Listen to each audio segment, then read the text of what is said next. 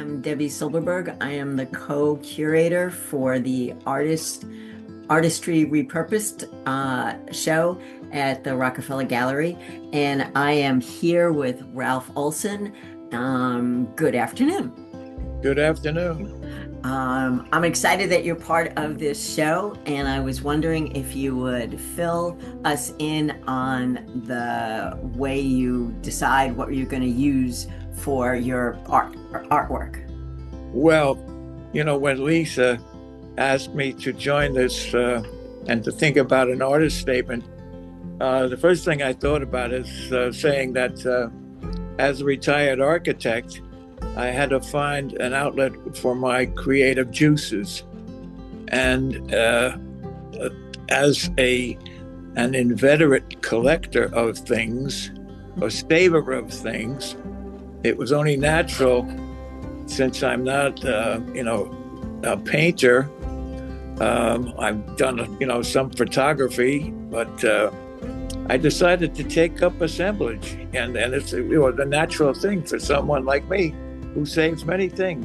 I mean, I saved my children's toys from when they were a child, and then, of course, over the course of my lifetime, I became sort of a collector. So I collect old bottles, I collect tools, toys, and then miscellaneous antiques.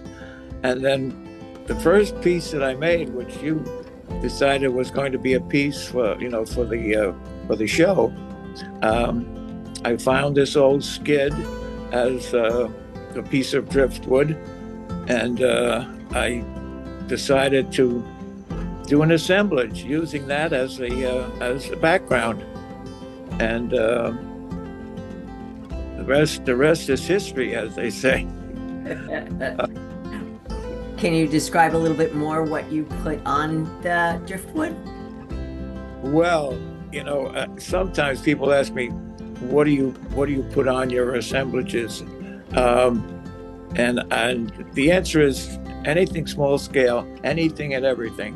And I suggest marbles, dominoes, bottle caps, crayons, pens and pencils, seashells, shards, which I love, buttons, baseball cards, pistachio nut shells, beads. The list goes on and on. I think that's wonderful. I think using things you find in nature and using what other people might consider trash and putting it all together, it makes you a great assemblage artist. I truly appreciate that.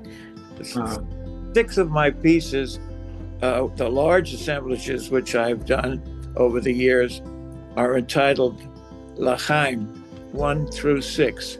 Ha. Of course, L'chaim meaning to life. Yeah. And that's the way I think of these, as a celebration of life. It's just, the colors, the textures, the variety.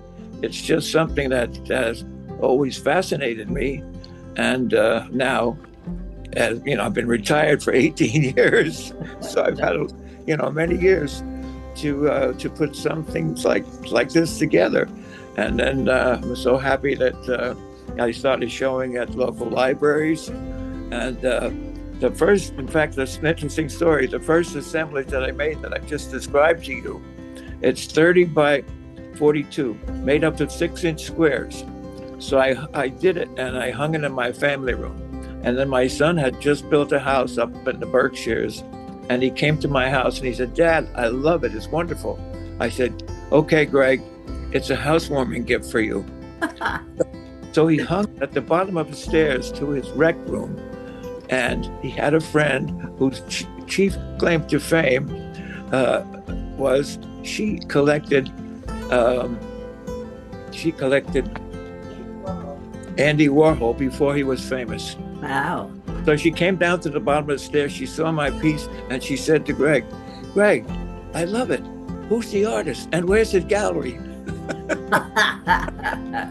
So Greg said, he's my father, and he displays at the local libraries down in Rockland County.